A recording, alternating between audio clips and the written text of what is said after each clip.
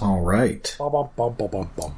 All right. It is the most fortuitous cat-based technical error since Andrew Lloyd Webber's cat erased the entirety of the sequel to Phantom the Opera that he wrote. Yeah, that was probably for the best. I mean, the problem is he then rewrote it anyway, even though that cat was clearly trying to tell him something. Yeah, because that sequel's not good. Please, cat, stop rubbing up against my microphone. It's not ideal, buddy. All right. Hello, and welcome to Stasis Pod, the Transformers Robots in Disguise podcast. I'm Rob. I'm Jen, and I'm rejecting your meteors. And I am Markery. No, wait, I'm David. And I'll form the head, because today we are combining and conquering for Combine and Conquer. Yay! We have remembered that there was a meta plot going on, and we are going to get that addressed. It has been on the back burner for the last few episodes, but now it is on the front burner, and baby, it is bubbling over. It is. Somebody needs. They noticed they needed to go in and stir it, so they're like, "Oh, wait, here we go. We're paying attention to the meta plot now." Does anyone ever really use the burner other than the right front?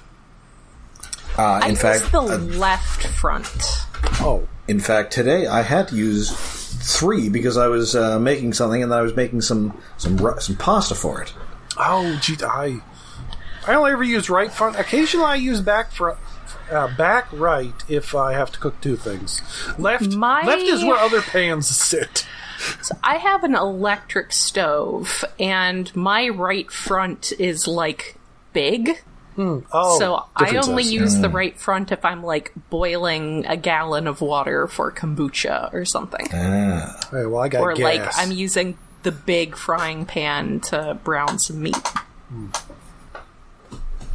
All right, so yeah, this is the 60th episode of Robots in Disguise. In total, is the 15th episode of season 3, and it is basically the beginning, the first part of a 2-parter that will end this portion of the overarching plot. Yes, we've got some. Well, it's kind of the plot maintenance to do. Getting to the end. Well, there's a whole other story arc after this.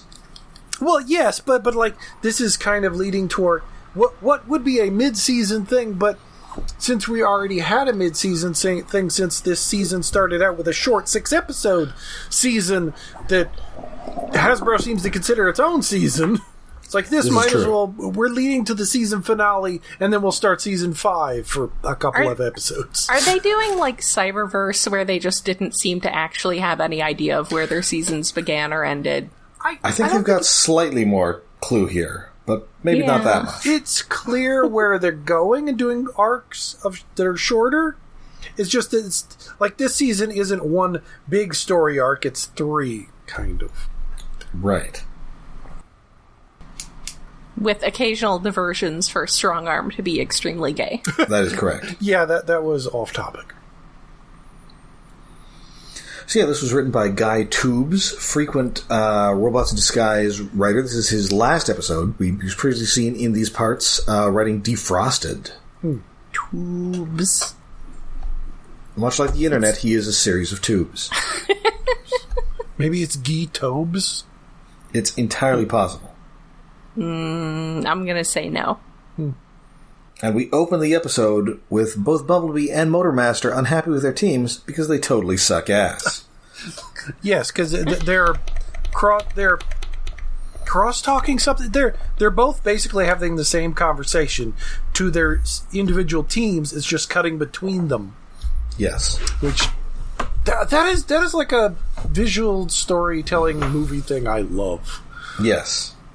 It's pretty fun. So, they, obviously the Motormaster wants the Stunticons to conquer the Earth, which they are not even close to doing. They are failing miserably. He just wants them to conquer the roads. Yes. Listen, I'm a man of means by no means. I'm king of the road. Yes. He's trying to be. And Bumblebee is annoyed that, like, these 5 idiots have gotten over on us. They only got one MacGuffin item thingy. He does point out that they have fought some pretty significant villains in their time on Earth here. Yes. Yeah, and these guys suck way worse. Like, we fought the robot. We fought Robot Judas. Yeah.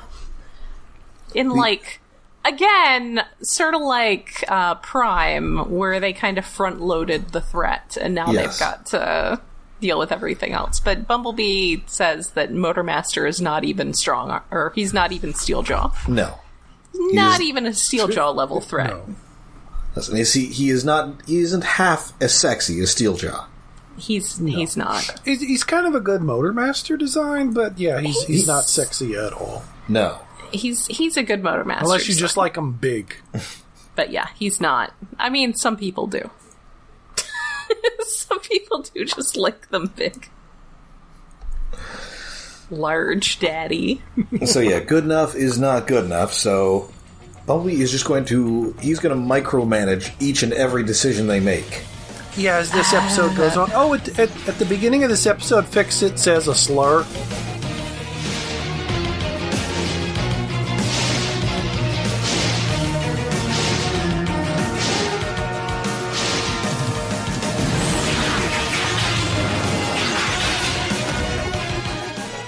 Wait, no, he says slur. Thing. Yes. I rewound it to he's mispronouncing as he usually does, sir. And I think one of the things he says is slur, which felt a little odd. He's a good guy. He's a good kid. Well, I mean, yes, but there are others words that you could have picked. Well, I mean, it's not as in not as in like he's keeping him in slurring his words. Yeah, which he kind of does, but yes, exactly. It just felt like an odd choice of his mannerisms to be implemented. But yes, B is being a dictator. Yes. I do appreciate that Bumblebee occasionally just gets these little fixations, like when he decided the episode where he decided that he needed to sound more like Optimus Prime. And now he's decided that the problem is just that he's not micromanaging enough, and it's relatable. It's relatable. Yes. He just decides for an episode that he needs to do things a particular way. His character quirk is he keeps trying new quirks. Yes. It's like his old quirk used to be, I can't talk. Yes. And now that he can talk again for this entire series, it's like, I gotta run through a whole bunch of quirks. Yeah. That's fair. That's fair. He's got to catch up. He's got a whole previous series worth of catching up to do. Mm. So they go out on a training ride. Grimlock is sort of he's on the back of a trailer under a tarp. He's got to be there. They're watching from the rear, which means that he must have total focus, which is a great combination with Grimlock. Yeah, it's this. I mean, I love Grimlock, but he gets shafted in so many episodes in the series, especially now with the third season. I greatly appreciated when Bumblebee was just sort of pacing sternly. Also, Fixit was following him back and forth, looking very stern as well. Yes. He's a good boy. And she was also the only one who was excited to go on a 100-mile training ride. No, Strong Arm is very excited to go on a 100-mile training arm. Bumblebee says, discipline is our new watchword, and Strong Arm goes, yes! She's so excited about this new approach to leadership. What we're saying here is that Strong Arm may be large, but she is a bottom. Oh. And it is Strong Arm who kicks off the next phase of our plot because she's intercepted a CB transmission from a trucker. Wow. Yes. I mean, A, do truckers still use CB radios? And B, is Strong Arm active on CB radio, and does she have her own handle? Oh, do they still use CB radios? I would imagine maybe I would think so, because there are a lot of places where, satellites isn't gonna cut it. As someone who has driven through the Appalachian Mountains trying to listen to XM radio. There are spots where even that doesn't cut it. Unless they did a funky thing like they did with, like, normal TV with antenna. I don't think it should still be working. Now, for any of our listeners under the age of, I'm going to say, 50, there was 40. A real craze for CB radio in the 70s. Yes. Yes, that was a whole thing. Look up the novelty song Convoy, which was briefly a big hit. There were a ton of trucker movies and like Smokey and the Bandit. Mm-hmm. And the movie Convoy. A somewhat later addition to that, of course, was the Sylvester Stallone arm wrestling trucker epic Over the Top, which starred the kid who played Daniel in G1 as his son. Oh man, I should watch that. Except, no, I shouldn't watch that. I've got other things to do with my life. I mean, it's like an hour and a half. There are worse things to watch. Honestly, with the way his truck looks, it's kind of like Ginrai the movie. Nice. Oh, I got CB radio, like, it started to die off with mobile phones and internet and shit, but has apparently peaked back up because no one was using it for a while. It's like, well, it's still there. It works. And, of course, there was also it also made it into the world of comics, in which the truck-driving hero US-1 had a metal plate in his head that could receive CB transmissions. I put $1 stickers on so many issues of that. This has it's like a Sinkovich cover or something on the first issue. Oh yeah, I mean, it's way so did better Transformers. Than, yes. In fact, I think US-1's truck has like a cameo in an early Transformers issue. Probably. And it's come back a couple times. Well, I think it vaguely came back, or the main character came back, but then it showed up in space in some weird comic. In Sensational She-Hulk. I was going to say, that sounds like something Jonathan Hickman would do. It was John Byrne, in fact. Oh. But it was huge. Like Betty Ford, who was at the time the First Lady, used CB radio. Her handle was First Mama. That's a good handle. So I'm just trying to think of what Strong Arm's CB handle would be. I mean, it could just be Strong Arm. This is true. Nobody would know it wasn't her real name. Yeah, maybe she doesn't like... I mean, she might not immediately connect the idea that the names that these truckers are providing, that their handles are not like their actual names, because their handles probably sound kind of like Cybertronian names. Yeah. Yes, although, of course, she could never betray that she's, in fact, a Smokey or police officer. This is true. She's got to be on the down low. But people were crazy for CB radio at the time. It was a whole thing. Long ago. Not when this was airing, though. No. In the old days. Anyway. Yeah, so this trucker is in trouble, and it sounds like maybe he was attacked by the Stunticons. It's got big Stunticon vibes. Yeah. Well, they described 5 vehicles ran him off the road. Yes. Yeah. And so Fixit is still trying to make the combiner gizmo work, but instead his plasmodic capacitor explodes. So now it's all broken.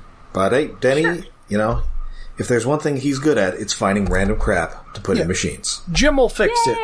Although the plasmodic, what's his thing, kind of looks like the UFO at the end of Close Encounters of the Third Kind. Oh, it does. I like how Denny is like, on Earth, we call this a challenge. And Fixit says, that's what we call it on Cybertron too, Denny Clay. I love Fixit so much.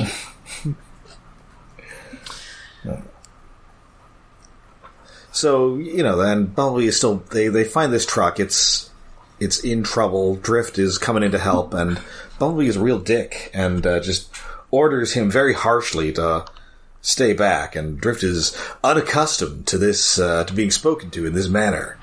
To which his Minicons reply, we are. Yeah. That was a good gag. That was pretty good. But also, Drift is... an adult in a way Yes. that the others are not, and he No. is definitely not here for Bumblebee to be talking to him like that. Listen, I wasn't even supposed to be here today. No. Bumblebee, you are not my supervisor. No. Bumblebee is not the boss of him. Yeah, so via Bumblebee's extremely detailed instructions, they do get this truck back in the road, and nobody catches on fire. Miraculously. And so they follow the tire treads to where the Stunticons are hiding out. Well, Meanwhile, kind of it felt like the trailer that was run off the road should have been an ambush, but these Stunticons are so dumb they can't even put that together. Well, they're leading them into a trap where the battleground is more favorable for them. Question mark. But also the Autobots they're like, this is a trap. Oh, yeah. Well, yeah.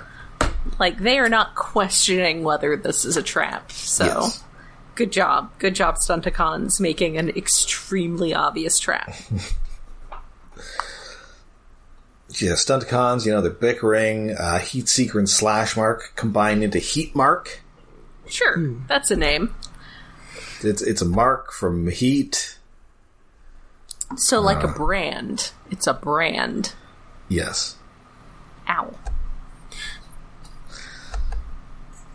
Well, it's that or Slash Seeker, which, like, I mean, that's got to be a tag on AO3. Well, we Teenage girl on the internet. Yes. I'm seeking Slash. Looking for some Slash. Or also me when I went to a video store in the 90s. Sure. I'm sorry. How many Friday the 13th do you have? I'll take them. Oh, Slasher Seeker. Okay. Yes. I was thinking the musician Slash is like. Wait, No, what? that was when I was trying to get Guns N' Roses tickets, also in the 90s. Yes. I couldn't remember the band because I'm bad with bands. Aw. Also, I think by that time he had been replaced with the mononymic Buckethead. Oh, okay. Buckethead, I know of, but he's like a session musician, basically, who pops up in a lot of bands, I think. Yes, but he was in GNR for a while. Okay. Speaking of music, we're going to get a new tune in this episode. Yeah. Yeah. Wow. Nice Menasor music. Yeah, which is very Tron. Also, we get a very nice, elaborate transformation sequence for Motormaster. Yeah, so they do the Autobots do indeed find the Stunticons. Motormaster just tries to run them down in his vehicle mode, And kind of works. Yeah, and then they merge into Menasor. Yes, merge for the kill. And it's interesting that Bumblebee, like B Prime, is kind of like Bumblebee, very awkwardly driving his teammates around his limbs. Yeah. Whereas Menasor seems to be like a different guy. It's kind of a gestalt, but Yes. like it's the same voice actor as Motormaster, right? It is the same, but he's doing a different voice. Yeah, Yes. it's odd. It sounds smaller. It's weird. Like he has more bass as Motormaster, when Yes. as the big guy he has less. That's odd. But then again, I guess that's kind of like the original Motormaster or Menasor too. Yes. Well, That was a weird voice. well. G1 Motor. Yeah. And, but like yeah, so he is sort of a merge of all five personalities. Maybe a little bit more Motormaster than anybody else, but he also has a glitch tick every once in a while. yes, like he can't hold himself together, and at one point he's just yelling at his own arms. Yes. As you do. Also, he calls them lug nuts at one point, which is a nice collective insult for your robot team. Well, and earlier he's also talking about them about how he's busting their ball bearings, which is a little more than a little closer to getting risque than I thought the show would get. Yeah. That's like a Beast Wars level of risque Oh, there. very much. Also, there was a line very early when everybody was fighting where the one who sounds like Dr. Smith That's called another one Slash Mark, or called another one a buffoon, and the response was, I'm going to hit you with a buffoon if you keep talking about that. Anyway, good dialogue in this episode. Yes. But the official name of the combined form seems to literally be Ultra B-Team Combiner. Yes. That's not good. On B's. Which is... Very insistent terminology there. It's a little... I mean, I guess it seems like something that they might actually use. Because sometimes you get names like that. I mean, not like that specifically, but you get situations where characters are declaring something to be named something that they would totally not name it. This is totally something that they would call it. This is true. Kind of, yeah, but it's also very, like, packaging logo. Yeah, listen, it's what's on the box. We gotta call it that. Yeah. Especially Fixit, because, again, Fixit does read as a little autistic, so he would like that kind of very literal naming. It should be a better acronym, though. No. Like it's UBT something. That's only if Denny got involved. He would have to make it a good acronym. So he gets his sword stuck in the ground. The team suggests, hey, maybe we should try to combine and fight him. And he's like, no. We just stay in our regular modes and we try and knock him down the side of this hill. But instead, they get knocked down the side of the hill. Yep. And Menasor gets away. Yep. No, he doesn't just get away. He Hulk jumps away. Oh, yes. Like, from plateau to plateau. I felt like I was transported back to my childhood in the 80s reading Hulk comic books. It was like, well, this is familiar. Because they're in the middle of a desert. Yeah, somebody's about to get Sal Buscema punched. Oh, no. Where's Zax? So, yeah, he is headed towards, once again, a human military base, and there's a big satellite dish there. So that would be bad if he got that. Sure. Presumably.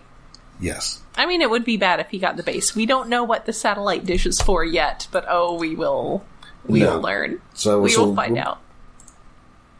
We're back at the scrapyard. Denny has put in some sort of replacement part into Fixit's combiner doodad, and it does not explode. Good news. I like that there's a blender involved. Yes, that is the main component, is a blender. Yes. Will it blend? They're seeing if this will blend. So, and we're heading for this base, and this satellite dish is part of a meteor deflection system. Yay! And I believe you guys have signed to talk to me about this. Yes. It's a meteor rejector. Yes. Okay. It was, 2 weeks ago? I think it was 2 weeks ago now. Yeah. So, over on Mastodon, where we are having a very nice little community. Our little retro pizza that Jen hosts. Yes. It's actually, because you can communicate across servers, it's actually hosted by someone from a different server. Yeah. But the hashtag is Monsterdon. And every Sunday night, we watch a different movie, usually along kaiju lines, but yeah, occasionally... for a while it was mostly like Godzilla and Gamera, but we branched out to like 50s giant monster movies. And The Tingler a couple of weeks ago, that one was... Yes. I forgot how handsome, like, young Vincent Price is. Damn. So handsome. Scream for your lives. Yeah, that was a fun stream. Anyway. The Tingler is in the building. So a couple weeks ago, we watched.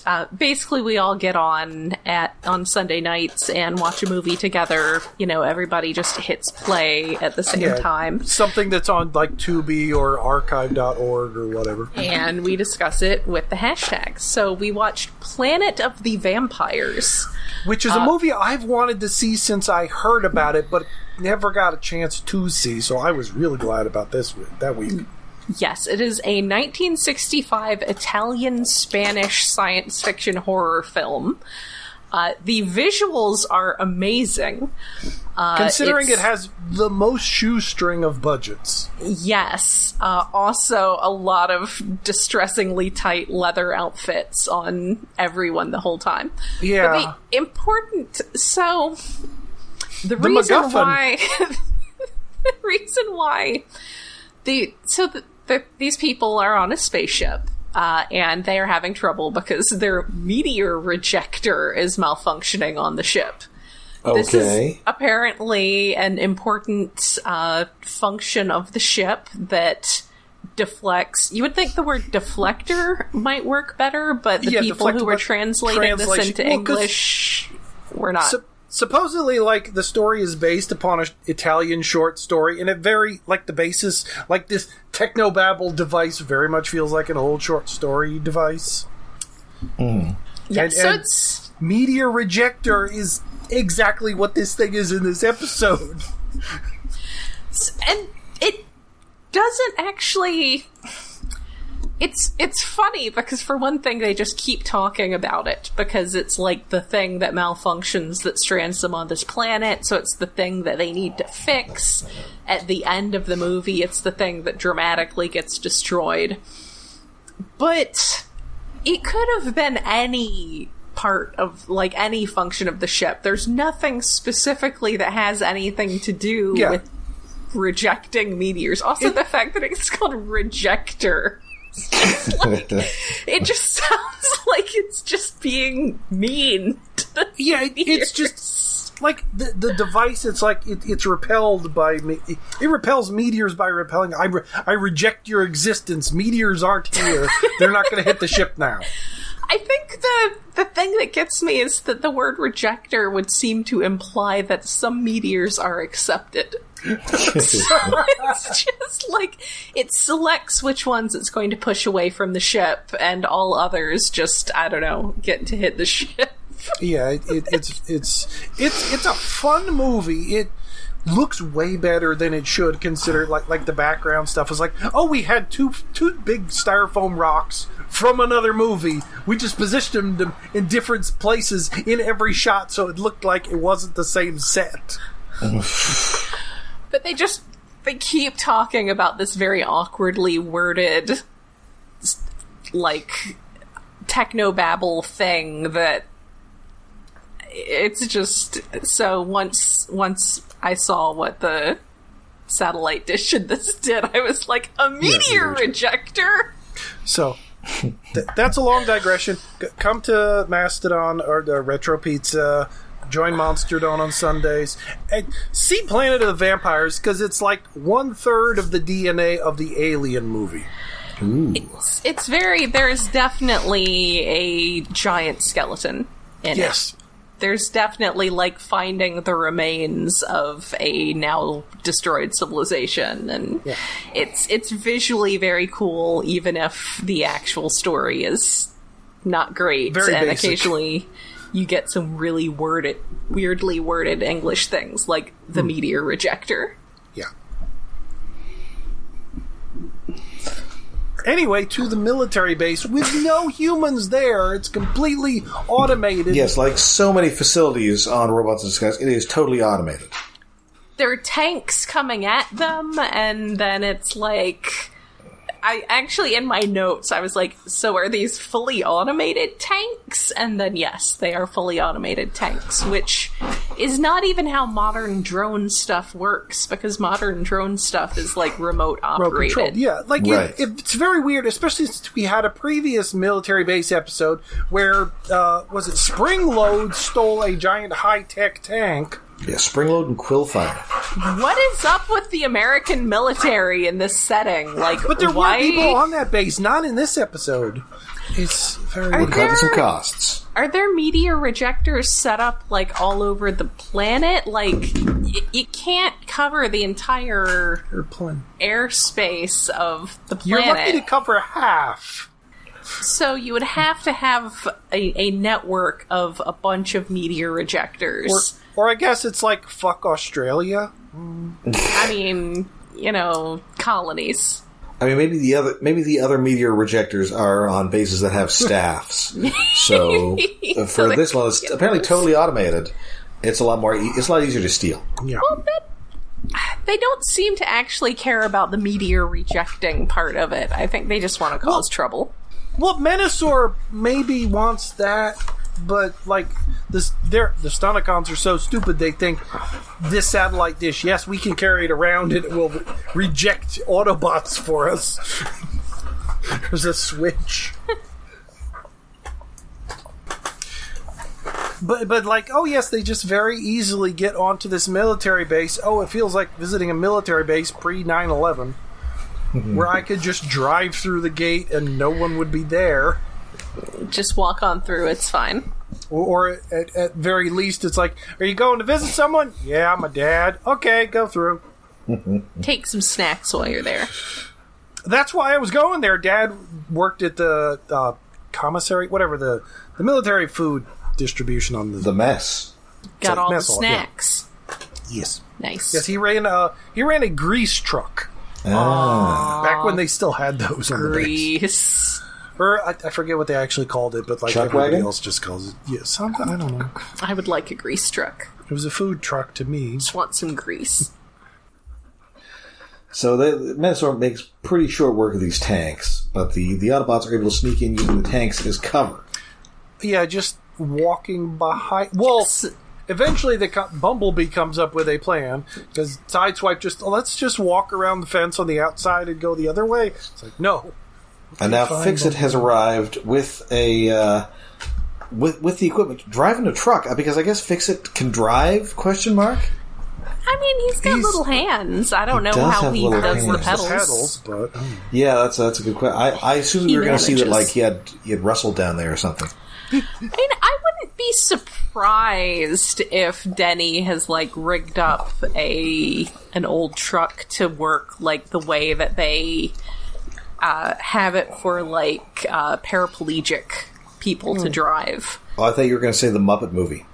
Maybe that too. Maybe like that too. I mean, Fixit is like a third of the way to being a Muppet. Yes, he is. Yeah, but he can't drive a bicycle in a Muppet movie. Well, no. That would be very difficult.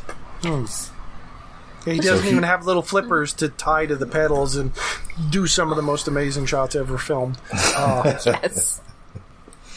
Anyway, where are we? So they need to get into the base because to power this equipment, they need to plug it into the Meteor Rejector's power plant. So they use these tanks as cover. They get in, and then they start hooking up to the equipment and putting their doofy colander helmets on. Yes. Of course. Tinfoil hats. They turn it on and boom, they merge into the Ultra B Combiner system in stores now. Buy me. 2-cell toys. They do manage to punch out Menasor, but unfortunately, they then try to kick him, and they can't because Grimlock can't see where he's kicking. Well, yeah, they only have their 3 moves of doom. Yes. And also, he has a pretty good line here where he tells Menasor to surrender in peace or in pieces. Also, Strong Arm. Strong Arm stands up to Bumblebee. Yes. Tells him he's got to stop being such a jerk. Yes, listen, you know I love rules, so this is coming from me. Yeah, maybe that's why they chose to have her tell them. Because if it's Sideswipe, he's just being Sideswipe, and if it's Drift, he's just angry because it's him who's being given orders. Yes. And if it's Grimlock, it will probably come out wrong. Yes. So they had to have Strong Arm give B a talking to about how he needed to calm the fuck down.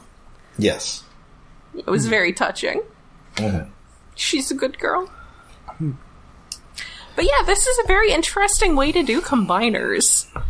Yes. Just having them, because I feel like G1 did not want to address, like, what the hell is going on with these 5 consciousnesses being combined into one guy. And that's why I kind of like G1, where it's like, it's just a merged personality, the result of the common denominator of all of them together. I mean, unless you're going to IDW and, like, the Capacitor's there and the weird shit. Yes. I like when they have to, like, learn to work as a team. Power of friendship. I like when it's the power of friendship.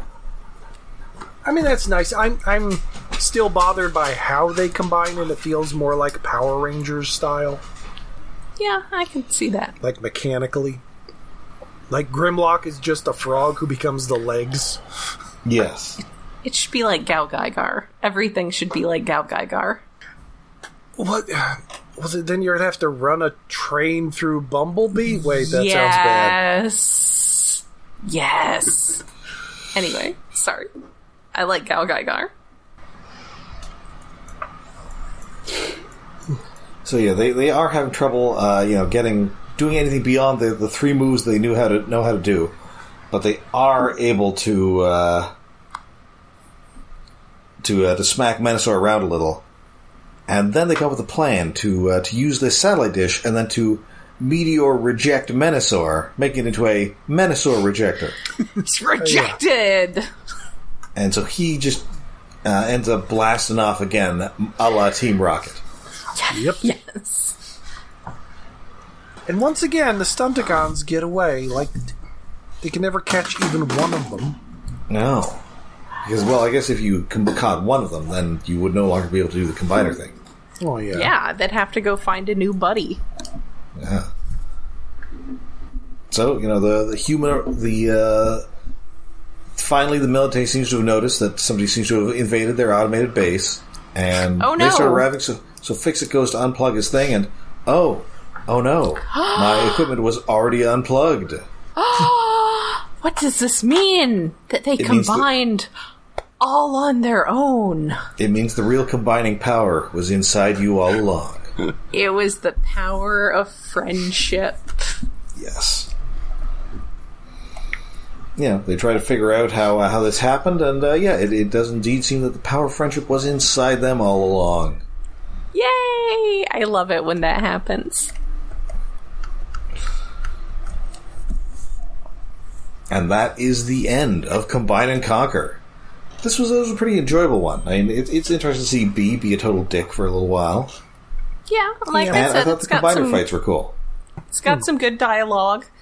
I'm kind of curious if the Meteor Rejector was actually a reference or if that was just a coincidence. Well, did they actually call that in the episode? No, they do not. I don't think so. It's like a meteor deflection system or something. It just hit us because it just happened that we saw that movie. But it's exactly the same concept, which is weird. And everyone, of course, absolutely fixated on the Meteor Rejector during the Monsterdon conversation because it's just so awkwardly named. And they keep talking about it. Well, that's how often happens, like how they call giant bats birds or other nonsense. It's like, we fixate on one thing, but this was like, Meteor Rejector, wait, what? And they kept coming back to it because it was the MacGuffin, so. About how reptiles are a kind of snake. Yes. Or how the Tingler works. Yes.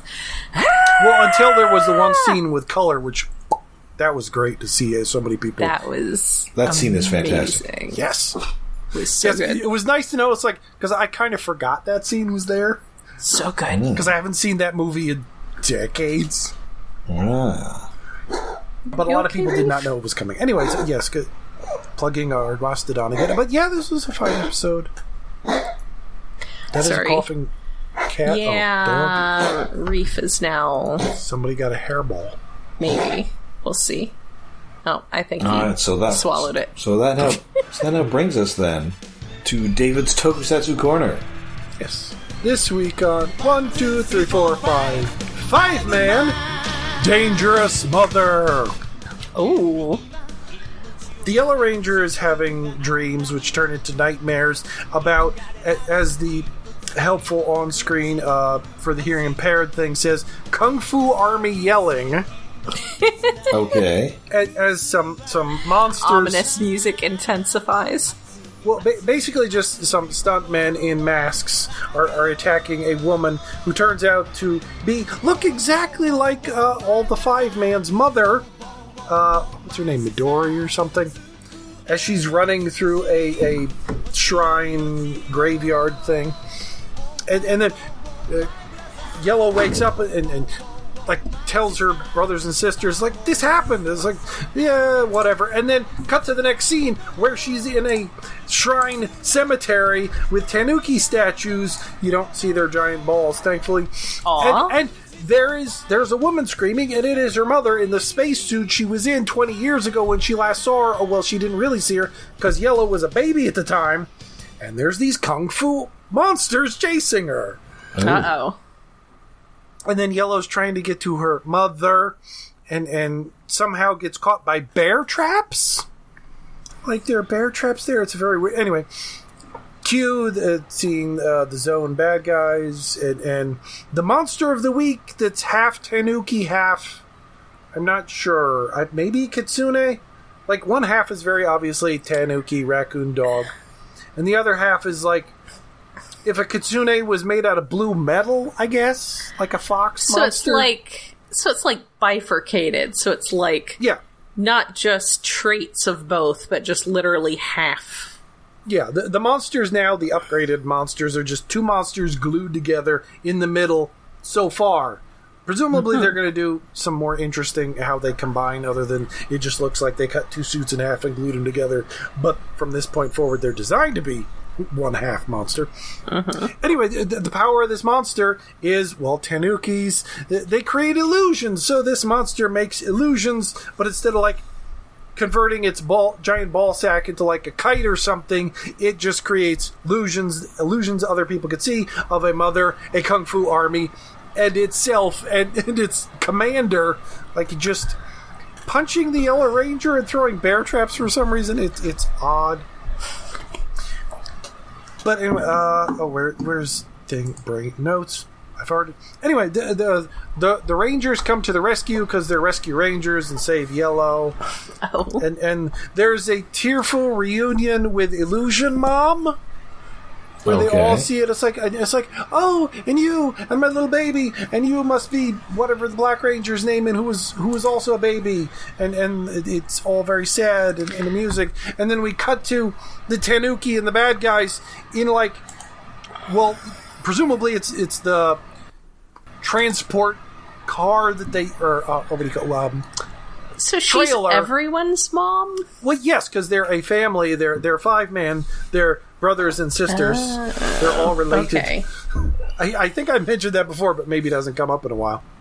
But yes, they're all siblings who are teachers, and they lost their parents 20 years ago on an alien planet that was attacked by the bad guys. Sure, that sounds like a normal thing to have happen. And Red, as a small boy, shot one of the main bad guys in the face. Ooh. Anyway. Oh, and Black has like... Or is it Blue? I think it's Blue. Has like a jacket that has like English words on the back, and I hadn't gotten a good shot in previous episodes. But this time I did it. It says Octopus Armies. Sure. Okay. Jacket. It's fun to spot weird English in old tokusatsu. Anyway, but as the Rangers are talking, because like the monsters grabbed Mom again and ran away, and the Rangers are back at base. It's like, shouldn't Mom look like 20 years older? It's been a while. She looks exactly the same and is still wearing the same spacesuit we last saw her in. I'm sure it's fine. I'm sure there's nothing mysterious going on. But Yellow's like, no, it's Mom. It's totally Mom. I have to go find Mom. And goes out, and then we cut to the bad guys again. And it's because the Tanuki has been watching films that somehow the bad guys have of, like, their mom in the past when they attacked the base, I guess.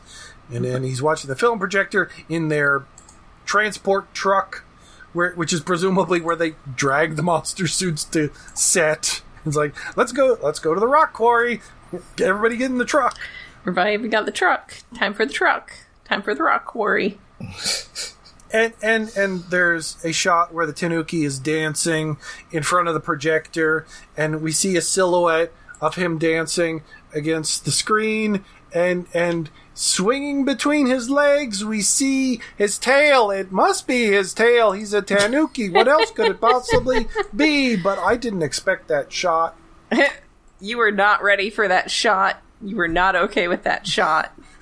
I mean, I got a laugh out of it. I just didn't think it was coming. I mean, they're more, I don't know, open with small child boy genitals over there.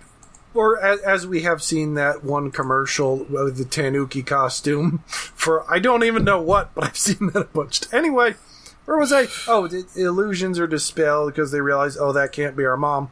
So we finally have a real fight. And Yellow runs to the truck and throws it open and confronts the Tanuki monster.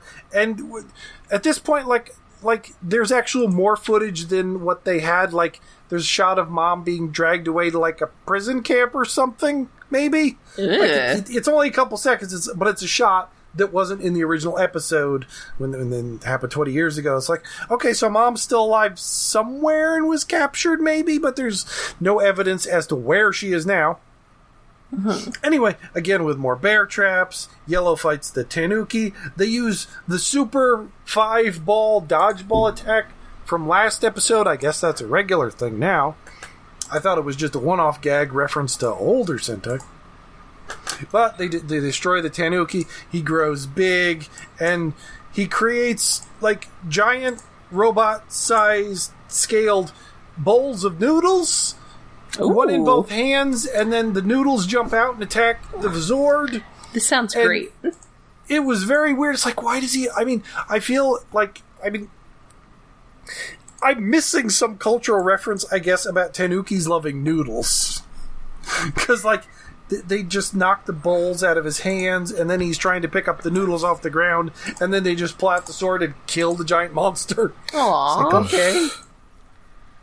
Poor giant monster. So, the day is saved. They know their mom's alive, probably? Or was after she was kidnapped, or presumably killed 20 years ago. So she was alive, like 18 years ago, maybe. It was an interesting episode. It's always nice to see Tanuki pop up in Tokusatsu, because illusion powers, that's always fun. Although I didn't expect, like, big swinging between the legs visual gag. Oh, you should always expect that with a Tanuki.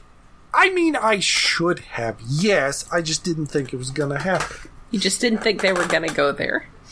No. And then they did. Then they did. But, are there molded balls on the Tanuki Transformer? I can't remember. They're sort of his, like, leg ball joints. Oh dear. Yeah, I was gonna say they're like transformation ball joints, but yes. Oh, Heinrad, that was his name.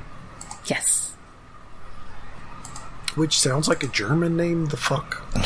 Heinrad is a Tanuki. I think it also, I mean, of course, also sometimes got translated as Heinlad. That's still weird, because the Hein is very Germanic feeling, the way it's spelled anyway. Mm-hmm. Oh yeah, he does have, well, he has very short legs, so the bottom of the watch is kind of ballish. Mm-hmm. Alright, so that does it for us for this week. We'll be back next week with more Robots in Disguise. Until then, you can find us all over the internet. We are on Twitter. We're on Facebook. We are on Mastodon, and we have a Patreon. Yes, we are hosted on iaconunderground.net, where we have a Patreon set up to help with hosting and other expenses.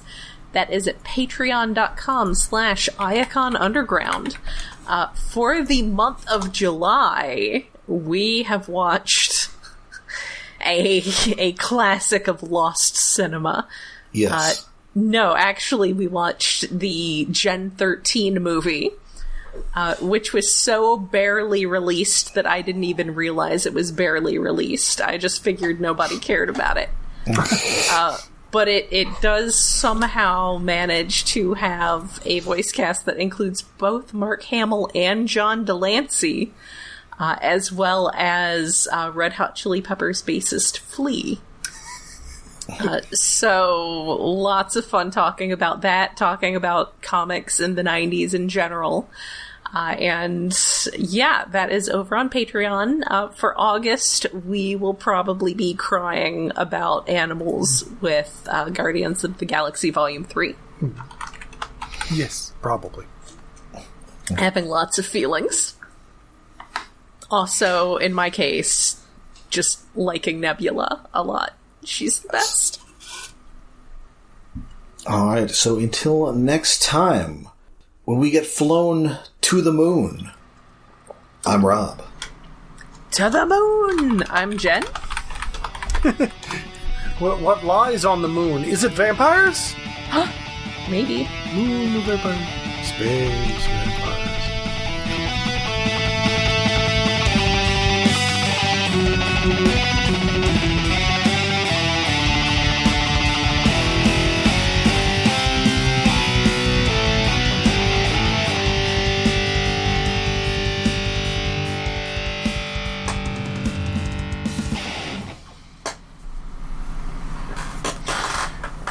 And my name is not Italian, it's David.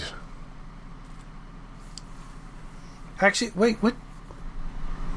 I guess there probably are Italians named David. Yeah, the Roman name and stuff. Yeah. Well, that's because it's a Jewish name, David and Goliath. It's a thing. I know of the statue. I have seen that penis many times because of my name.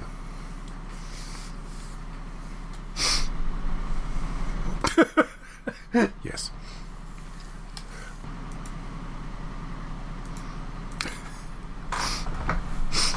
Well, it has been building, but it's been really slowly percolating. Yeah. Mm-hmm.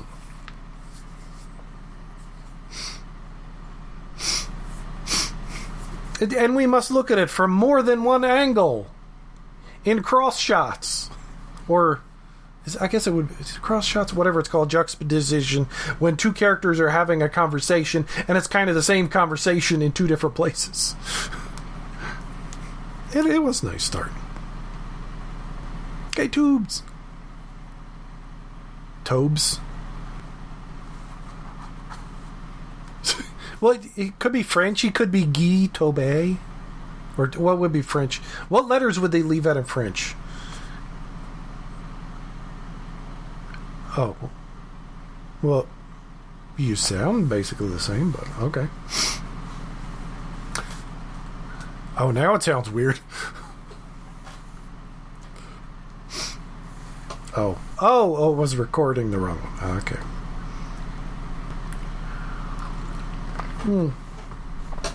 Oh.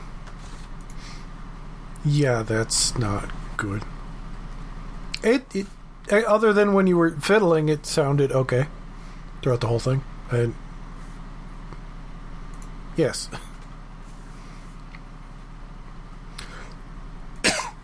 Restart or smack a cat.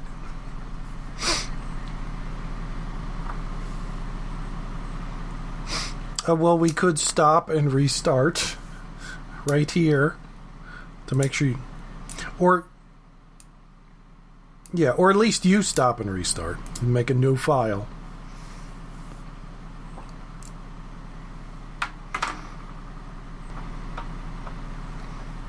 Whereas I'm just going to keep it running and I'll just edit it when we get there.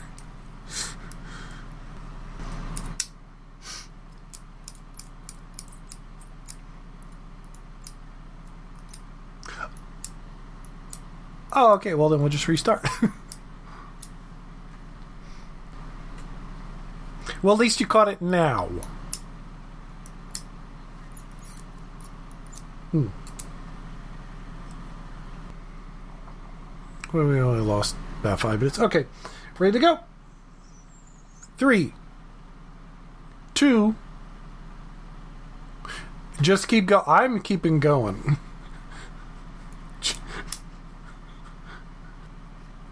Well, Rob, I don't care what you do because I'm not stopping my recording. I'm just going to chop the beginning off. I just need Jen to start again. Because always check your audio settings.